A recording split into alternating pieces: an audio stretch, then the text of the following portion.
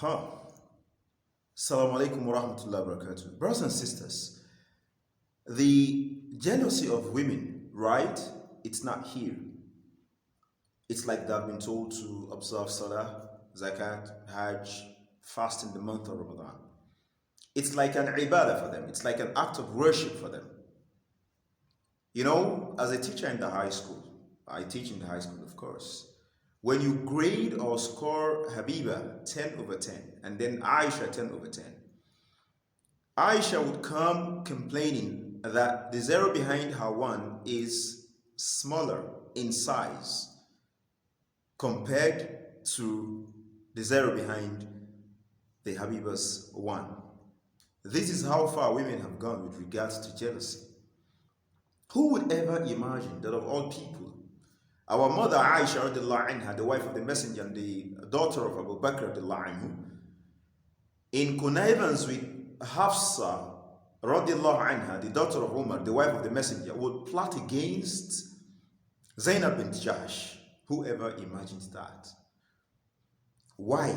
For a very simple reason. For a reason I can consider very infinitesimal. And what was the reason?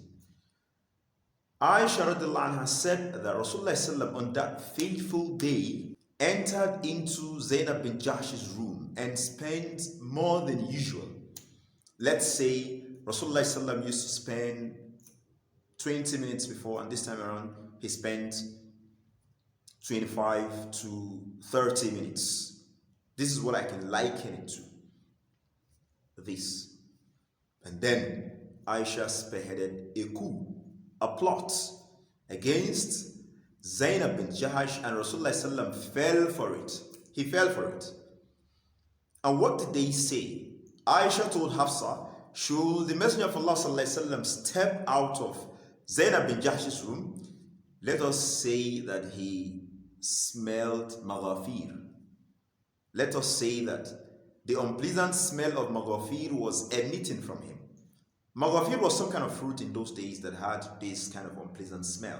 And they knew that Rasulullah hated to be told that an unpleasant smell was emitting from him. Rasulullah said, I didn't take anything. I was in Zainab's room and all I took there was honey. So Hafsah executed the plan. When Nabi Sallallahu went to Aisha's room, Aisha repeated the same thing, saying, "O Messenger of Allah, you smell maghafir."